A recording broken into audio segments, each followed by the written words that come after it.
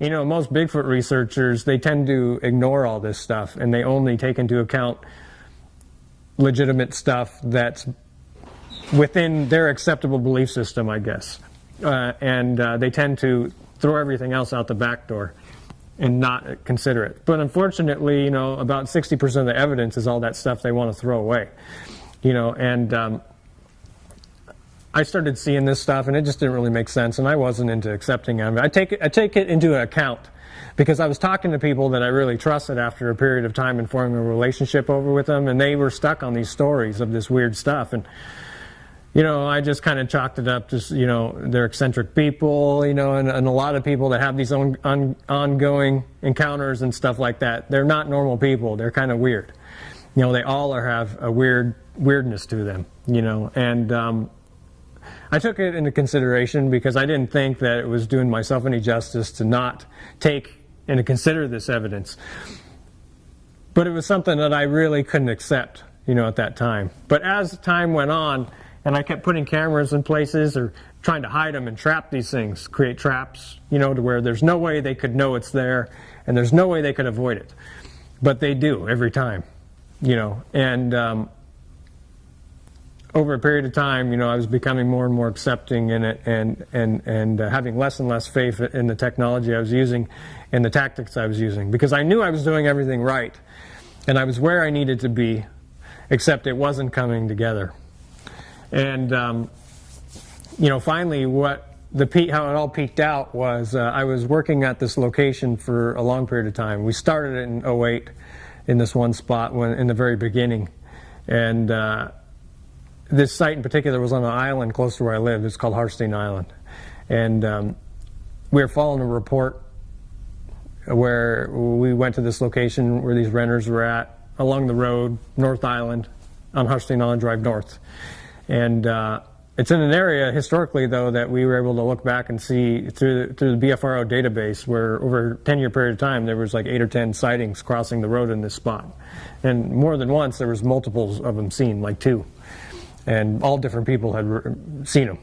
They were either going home or they were just driving through the island. It was all at night when they were seeing these things. And so we were feeling pretty good about the area because we had historical data to back up the new reports. I had 5 cameras in this one little tight area. It was a really small area where they were crossing in this, basically an alleyway between 2 roads, and there were people living on these 2 sides. And this area stretched for about 1.5 miles down to a beach. One day, it was November 11th, 2010, and I had ran for sheriff that year, and I had lost the election, and I think that was the day you were supposed to pull up your campaign signs. So I went all around, and I head to the island, and I'm pulling signs. And I just happened to be in the area, and I usually go here about once a week and check my cameras and do other things too. I might put toys out on tree stumps or leave stuff around to see if it gets picked up or moved and just things of that nature. I usually always carry a gun out in the woods with me. Not for Bigfoot, just because. You never know what can happen, and there's animals out there, and you never know. And something that made me feel safer. And I was a cop, so I carried a gun at work all the time anyways. So, but this time in particular, I didn't. And I do think there's significance to the fact that I didn't that day. I didn't pay any attention to it, but I was aware of it, that I just had this strange feeling from the minute that I pulled in there, that I shouldn't be there, that I should just go home. But there's no reason for me to pay attention to that intuition or that feeling, so I ignored it. And I went and checked the first camera, and I did find what looked like a faint impression by the camera to the side, about this long. You know, the shape of a foot, but no real detail other than the needles were kind of flattened in that spot. And that's something that I would look for, you know, because the substrate in this area, it's, you know, there's a lot of places these things walk and they don't leave any tracks. You know, they have to step in the right type of soil to leave an impression. And, but it was something I paid attention to. I was excited to look at that camera when I got home because it certainly looked like something with a big foot stepped by the camera to check it out or something. And I kept feeling unsettled, a strange feeling of dread, whatever that means. It's like the whole world was starting to get really close around me. And it was kind of overcast and slightly drizzling, you know, but quiet at the same time. No birds making a noise, nothing. So I walked from that camera and I went down to another one, which is about 75 yards off the road in this old site where there's an old outhouse next to there, and it's like a little alder stand. And I'm checking this camera there, and then my awareness really gets heightened, you know, and I'm just sensing all kinds of weird stuff and not feeling right, feeling dread, feeling like the world is going to end, kind of strange feeling, like, but out of context. There's no reason for it. Just feel bad, you know, and not sick or anything, but just, I can't even explain to you. It's nothing I've ever felt before and nothing I've ever felt since then. And it kept building and building and building. And I have like 25 keys on this ring. And I'm going through the keys and I'm trying this camera. And every key I'm checking, I feel more of a sense of urgency to leave. And more. And then, you know, I kept hearing twigs break off to my northwest. And you can see like 70 yards, and then there's a creek in this area covered with the big, with cedar trees, and the limbs come down real low, so you can't see in there at all or beyond it. I've walked in there a bazillion times and stuff, but you can't see. But I kept hearing what sounded like something was snapping twigs. And it sounded close, but I keep looking and there's nothing there. Nothing. And I keep going through the keys, and I'm starting to feel more and more afraid. You know, like, what is it? What is going on here? There's something over there. And I'm looking for something to satisfy me, like it's a known thing, that it's not anything to be afraid of. And I keep hoping something comes out. And then I hear this, which I've heard it before. It sounds like a deer's making a snort, right? And it's rut season at this time in November, so I'm thinking, okay, it's a buck. And maybe I'm going to see it in a second, but I don't. And it's coming from the same direction. And I get to the second to the last key, and I've already made up my mind. If I get through these keys, and because sometimes the locks don't open because they get corroded and stuff like that a little bit, and sometimes they're hard. You have to really turn them to open them. Sometimes you bust the keys off even doing it because they get bad. And I was thinking to myself, there's no way I'm going through this ring of keys again. I feel like my world's going to end, like I'm not going to get out of here for something. And it's not. I'm 75 feet away from the road, or 75 yards. There's cars driving by. You know, if there's no leaves on the trees and stuff, I'm not expecting someone's going to come grab me and take me away, or there's any real danger that's there. But I feel that there is. But logically, there shouldn't be, you know. And the key opens it on the second to the last key, so I'm relieved, you know. But I'm still like, every second I'm stopping and looking around. So this was the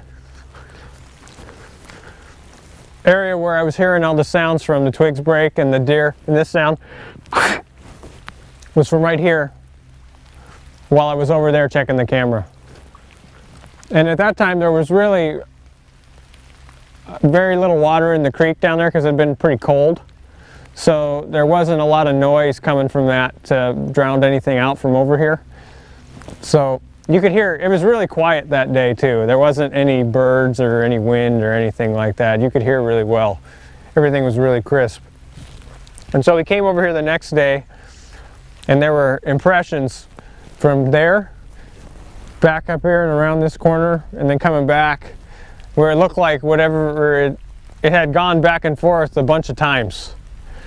And there were a lot of impressions, and there were a couple of really good ones that were stepping into this last area right here. There was none of this debris on the ground here at all, and it looked like whatever whatever it was doing when it was going back and forth, it was kind of moving in with it was moving fast, kind of, because there were two tracks here where it had dug its front of its foot in just slightly into the duff, and it left all 5 toes with the length of the impression, and we measured them at like 14.5 inches. Not this direction off to my northwest, but directly in front of me. I got my head down, I'm doing this, I hear and I mean loud and close. And it's right in front of me now, which caught me off guard because I was hearing everything to my right, and nothing, I wasn't aware of anything coming up this way while I was standing here, right? And I never heard anything over this direction at all. And so it's right in front of me. So in my mind, I kind of already know what I'm about to see. And I start to lift my head up, and I'm wearing a red hat. And as I'm lifting the brim of my hat up, I can see there's something standing up alongside of that, and his head was probably about as high as those ferns. I know in my mind what it is. It's like something that made an exhale groan, like in disappointment, disgust. That is the tone of it. Like it's just frustrated, like it's making you aware. And I start to lift up my head, and I'm wearing a red hat. And as I'm lifting up my head, under the brim of my hat, I see there's something standing right next to a big alder tree about 20 yards in front of me. And as I'm lifting up my head, it like knows I'm gonna see it. And so it starts to kind of duck down, and it goes from standing upright along this tree, and it kind of starts to duck, and in the same movement it shoots across this opening, but faces me the whole time. Started to kind of duck down, like I said, about a third of its total height. So its head still would have been about where I'm at now, maybe around here, and it shuffled that way until it was out of view, and I heard nothing. It was just complete. I didn't hear anything break or nothing. So I'm assuming that it just got out of my view and it stopped and it didn't go anywhere. Because I don't see how you could make it through any of this without making a lot of noise. There's just dead and broken trees everywhere. And it was huge. I could see there was stuff stuck in its hair, like twigs or something. It was really big and bushy. I mean, it looked like the size of a freaking Volkswagen. It was humongous. And it moved so fast, it was frightening in its speed. And it was silent. There wasn't a noise when it moved. And we didn't find any tracks here. I came back the next day, and nothing in this spot. No approach, no leave. I mean, nothing. But then we went and looked over there, which is where I heard all the noise coming from the whole time, which I assumed was a diversion later. Like there was two, and one was diverting my attention while one was close to me the whole time. And I knew the first thing that went through my mind is that if I try to run, there's no way I can get away. It'll catch me by the time I take 4 steps. It's 20 yards from me, but it'll be that fast. I mean, because it moved that quick. And it was just big, powerful, and fast. And you could tell. And so I decided that I was just going to run straight to the road, go right through the blackberry bushes, because there's no way I'd make it to my car. My car is like 200 yards that way, road 75 yards. And that's my safest bet to get to the road, because I thought I was dead. I thought I was dying right there. That was the feeling in me. That is the feeling that whatever was projected in me, whatever it was, that is what I felt. And I started feeling it before the incident even happened. And it wasn't something that I was even thinking of. I wasn't trying to ignore it. I didn't want to deal with this. It was not something that I shouldn't be concerned like this, is what I was thinking. Why am I feeling this way? It's not normal. This is out of context with everything. This is not logical that I'm feeling this way. It's like something projected the feeling into me. Pretty much immediately after that happened, something started happening to me every night. I'd wake up for about 2 months straight at 3 a.m. in the morning. And every morning, like clockwork, bam, I'd sit up wide awake. And I would have a very strong impression.